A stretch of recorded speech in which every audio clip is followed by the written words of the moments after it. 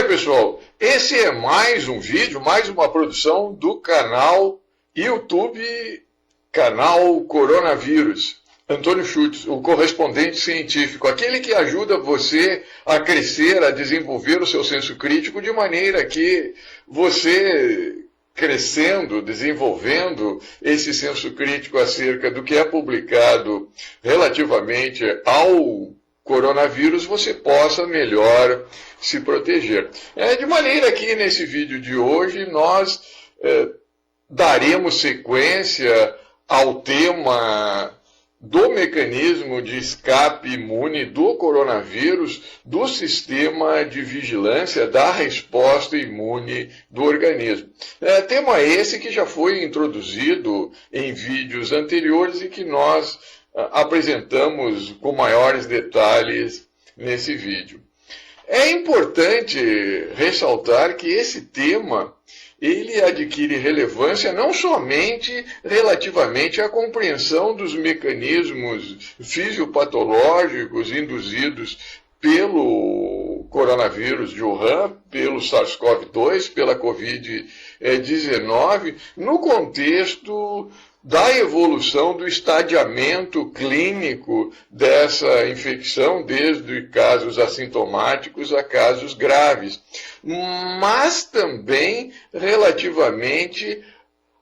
ao mecanismo de escape do coronavírus desse sistema imune, dessa resposta imune, que guarda também uma relação com a confecção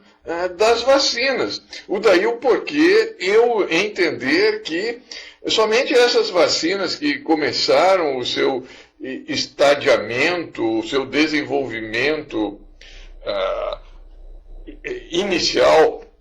agora, futuramente poderá apresentar resultados relativamente à sua eficácia e duração de proteção mais relevantes, mais desejados. Porquanto, como nós já vimos em vídeos anteriores, o coronavírus de Wuhan, ele, se por um lado ele apresenta antígenos superficiais, bem como induz a síntese e secreção de citoquinas, fatores de crescimento e outros mediadores químicos relacionados com uma resposta imune inata do paciente ao coronavírus, ele também promove, por meio desses mediadores químicos, desses fatores de crescimento, dessas citoquinas ou citocinas, se preferirem, um mecanismo de escape que burla essa resposta imune do paciente. De maneira que nesse vídeo nós estudaremos esse mecanismo de escape imune.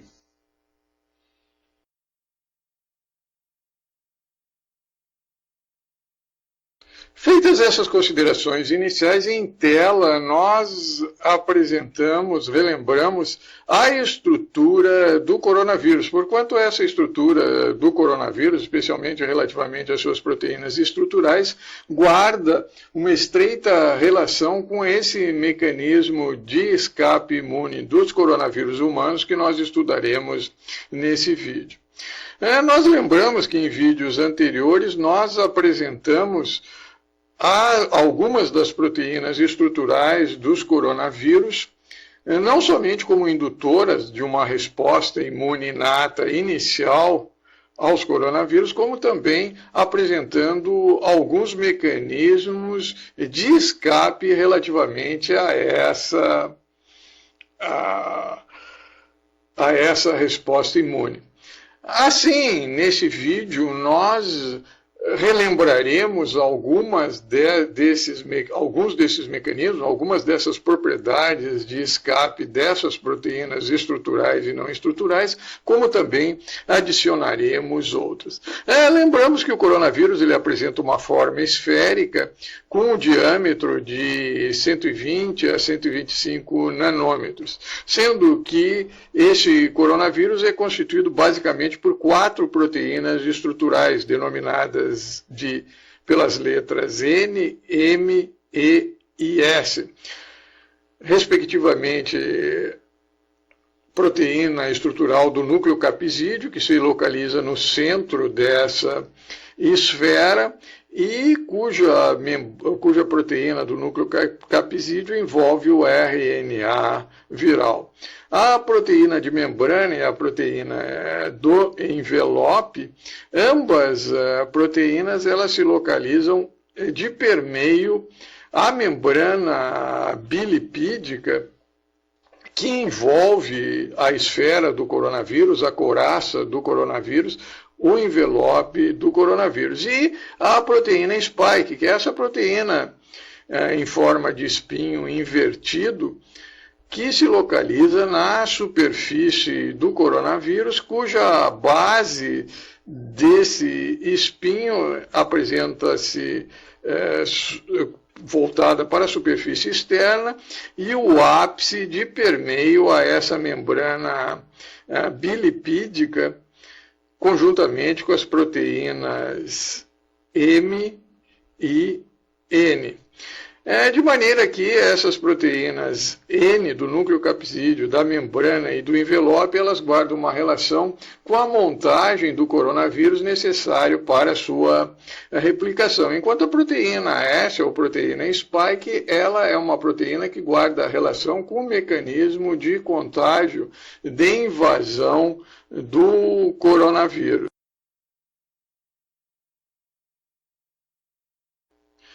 Isto posto em tela, nós apresentamos o genoma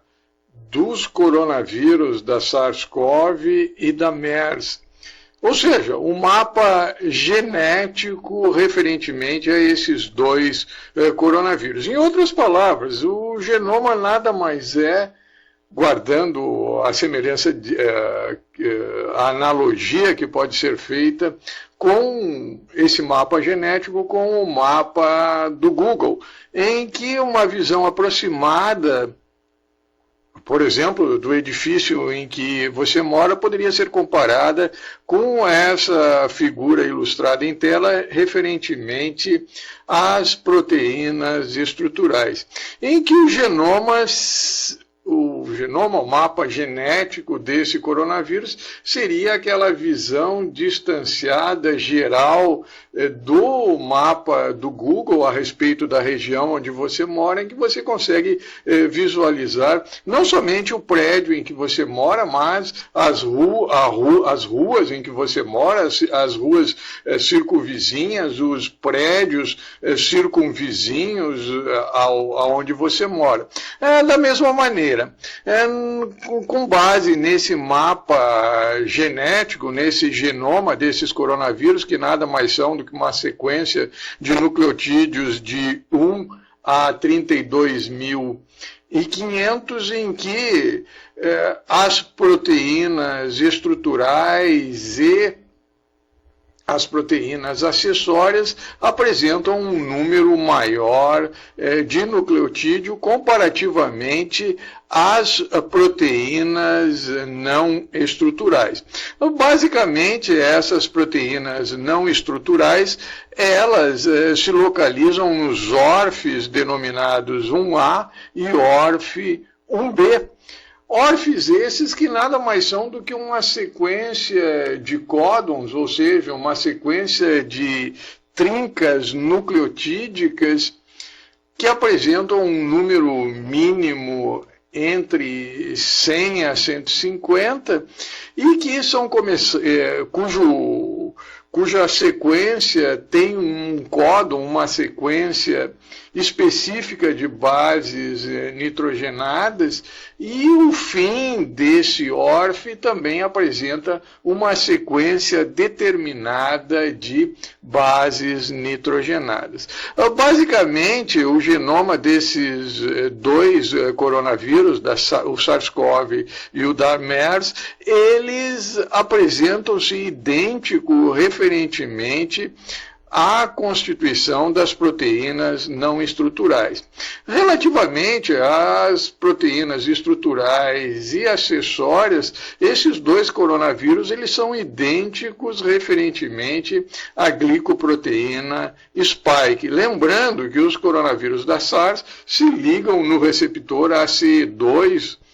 da enzima conversora da angiotensina 2, que é o receptor celular para o ingresso desse vírus na célula, enquanto que os coronavírus da MERS, eles se ligam no receptor DPP4 ou CD26, dipeptidil peptidase 4. Também é importante ressaltar que essas estruturas dessas proteínas estruturais, elas guardam uma estreita relação com a inibição da síntese e secreção dos interferons. Portanto, tais proteínas estruturais participam também do mecanismo de escape, especialmente as proteínas N, M e E. Também é importante ressaltar que dentre as proteínas estruturais, ou melhor dizendo, não estruturais, dentre as proteínas não estruturais, também se encontram distribuído nesses ORF1A e ORF1B, também proteínas que contribuem para esse mecanismo de escape, cujo mecanismo de ação dessas proteínas não estruturais e estruturais relativamente a esse mecanismo de escape, nós apresentaremos com maiores detalhes nos slides seguintes.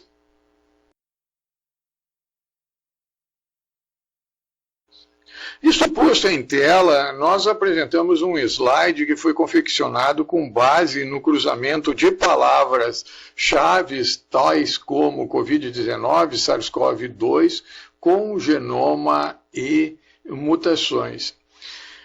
E ao se analisar a estrutura do SARS-CoV-2, da Covid-19, nós podemos constatar que praticamente todas as regiões do genoma do coronavírus, sejam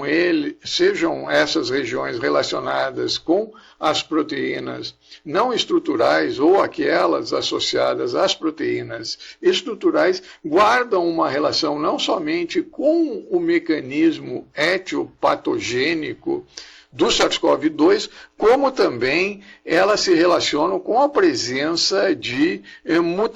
mutações essas que são identificadas em praticamente toda a estrutura do genoma do coronavírus. É importante ressaltar que, relativamente a essas mutações, cerca de 70% dessas mutações, de fato, guardam uma relação de um processo adaptativo do coronavírus ao sistema imune humano. Entretanto, 30% dessas mutações podem implicar em alterações do comportamento biológico do coronavírus. De maneira que, quando se analisa, por exemplo, as proteínas, as regiões do genoma referentemente às proteínas não estruturais, como a região ORF1A e ORF1B, que são as proteínas, se referem às proteínas não estruturais de 1 a 16, mutações são identificadas especialmente nas proteínas não estruturais NSP6, 11 e 13, que guardam uma relação, possuem uma relação com a diminuição da reatividade das células do sistema imune, especialmente das células CD4 positivo, linfócitos T helper e linfócitos T CD8 positivos citotóxicos, de maneira que tais mutações, ressalto novamente, NSP6, 11 e 13, induzem um aumento do contágio do SARS-CoV-2 SARS-CoV-2. Quando se analisa, por exemplo, a glicoproteína spike estrutural S, também se identifica mutações essas que são identificadas em praticamente toda a estrutura dessa glicoproteína spike, especialmente na região RBD de ligagem ao receptor na célula humana, denominado de enzima conversora da angiotensina 2, ECA2. Também, referentemente a essas mutações identificadas nessa glicoproteína S, se ressalta a presença da mutação D614G, ou seja, a substituição do ácido aspartico pela glicina, nessa posição 614, que é também identificada em praticamente toda a estrutura dessa glicoproteína, seja individualmente, seja associada a outras mutações, de maneira que a presença dessas mutações em nível dessa glicoproteína spike ajuda a compreender o porquê é esperado para essas vacinas que se encontram em estágio final de testes, uma eficácia e uma duração dessa eficácia inferior à desejada, basicamente porquanto essa mutação, quando se tornou emergente, ou seja, quando predominou no contexto das cepas de coronavírus infectando as diferentes localidades, os diferentes países, as vacinas já haviam sido delineadas com um design referentemente à mutação D614. Isto posto, quando se analisa, por exemplo, outras regiões desse genoma do coronavírus, como, por exemplo, a ORF3, também se associam a essas proteínas associadas às proteínas estruturais, a indução de processos patogênicos como a necrose. Também, relativamente às proteínas estruturais E, tais proteínas elas induzem um aumento da amplitude da abertura dos canais iônicos cuja abertura pode propiciar o ingresso de moléculas antigênicas de baixo peso molecular, que podem também contribuir para o mecanismo de escape do coronavírus. Relativamente à proteína M, se sabe que a proteína M é uma proteína que induz uma resposta imune inata. Contudo, ela também propicia o mecanismo de escape dos coronavírus, porquanto ela inibe os receptores do tipo Toll-like 7, 8 e 13, especificamente os do tipo Toll-like 3, que, ao serem inibidos, não induzem a ativação das moléculas adaptadoras RIG1, que são necessárias para a ativação de fatores de crescimento, fatores de transcrição nuclear, que são responsáveis pela síntese e secreção de interferons. Também a região ORF7 é uma região que guarda importante relação com a resposta imune inata do paciente relativamente à síntese e secreção de interferons, porquanto ela é responsável também pela indução da ativação do fator de transcrição nuclear kappa-beta. Fator de transcrição nuclear kappa-beta esse que, quando o organismo, a resposta imune está equilibrada, promove de fato uma resposta imune, uma reação imune ao coronavírus. Contudo, Alterações nessa região podem determinar a exacerbação da ativação desse fator de transcrição nuclear kappa beta, de maneira a alterar a síntese e secreção de outras proteínas pró-inflamatórias por essa mesma via de ativação da síntese e secreção dos interferons. Também a região ORF8 também tem sido identificada como uma das que sofrem mutações mais frequentes. Além do que, a proteína estrutural N usualmente também pode contribuir para esse mecanismo de escape por meio da inativação também desse sistema RIG1 e, consequentemente, inativação da síntese e secreção dos interferons. De maneira que esse mecanismo de escape apresentado dessa forma geral será estudado com maiores detalhes nos slides seguintes.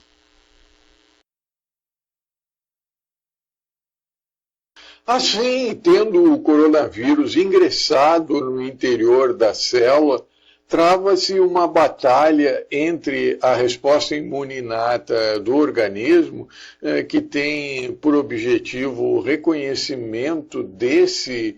coronavírus, seja por meio de receptores presentes na membrana plasmática dessas células, tais como os receptores de reconhecimento padrão, seja por meio de receptores presentes no interior dessa célula em nível endossomal. Associado a essa ativação desses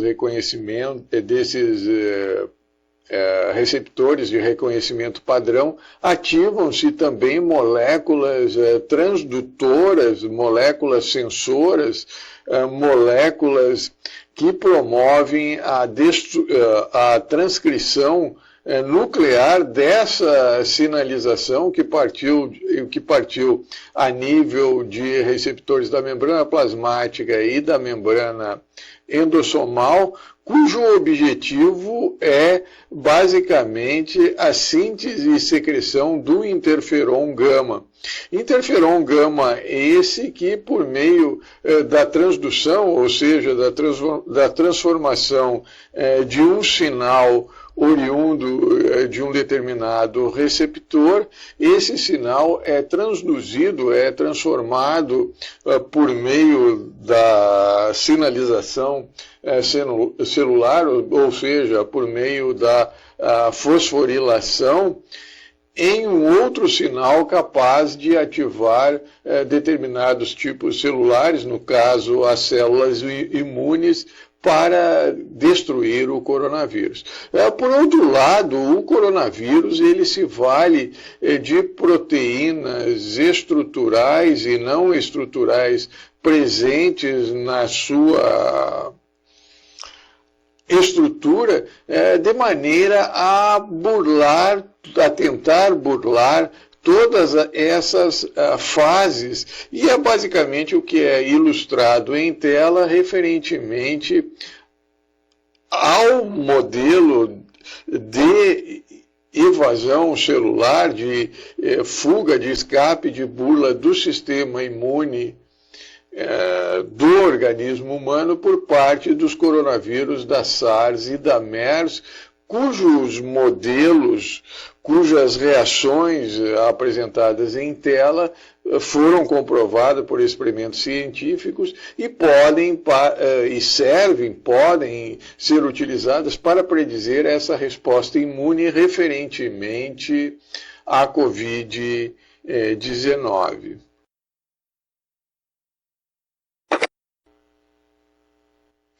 Nesse vídeo nós fizemos uma introdução aos mecanismos de escape, de burla dos coronavírus humanos à resposta imune do organismo.